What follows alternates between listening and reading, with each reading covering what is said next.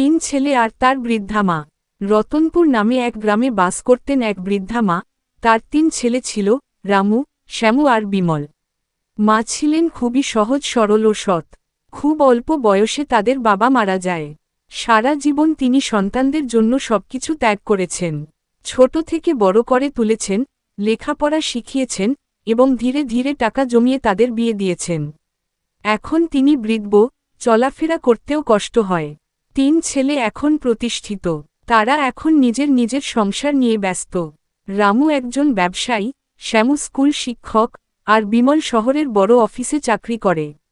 কিন্তু মা বৃদ্ধ হওয়ার পর তিন ছেলের মনোভাব বদলে যায়। একদিন তিন ভাই সিদ্ধান্ত নেয়, মা তো এখন শুধুমাত্র বোঝায়, এখন আমাদের আলাদা আলাদা সংসার হয়েছে, তাই মা একসঙ্গে থাকতে পারবে না। তখন তারা ঠিক করল, ঠিক আছে তাহলে 10 দিন করে মা এক এক ছেলের কাছে থাকবেন। প্রথমে রামুর বাড়িতে মা গেলেন। রামুর স্ত্রী মা কে ভালো চোখে দেখেন না। তার স্ত্রী খাবার দেরি করে দেন, গালমন্দ করেন। মা কিছু বলেন না, শুধু চুপ করে থাকেন।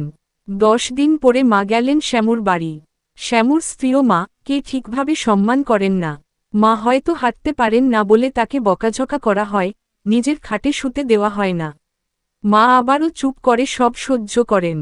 তার মা শ্যামুর বউয়ের নামে নালিশ করতে গেলে শ্যামু তার কথা শোনে না। শেষে মা বিমলের বাড়ি গেলেন। বিমল শহরে থাকে, ফ্ল্যাটে জায়গা কম। মা কে বারান্দায় রাখা হয়। খাবার সামান্য, যত্ন নেই, ভালোবাসা তো দূরের কথা। একদিন মা অসুস্থ হয়ে পড়লেন। তখন তিন ভাই মিলে ডাক্তার ডাকল। ডাক্তার বললেন, মা অনেক দুর্বল, শুধু ওষুধে কাজ হবে না। ওনাকে ভালোবাসা, শান্তি আর সম্মান দিন, তবেই সুস্থ হবেন। ডাক্তারের কথা শুনে তিন ভাই চুপ হয়ে গেল। তারা বুঝতে পারল কত বড় ভুল করেছে। যিনি জীবনের সবকিছু ত্যাগ করে তাদের মানুষ করেছেন, আজ তাকে তারা অবহেলা করছে। সেদিন থেকেই সব বদলে গেল। তিন ভাই সিদ্ধান্ত নিল, মা আমাদের কারো বোঝা নয়, মা আমাদের আশীর্বাদ। এবার থেকে মা আমাদের সঙ্গেই থাকবেন এবং আমরা সবাই মিলে তার দেখাশোনা করব।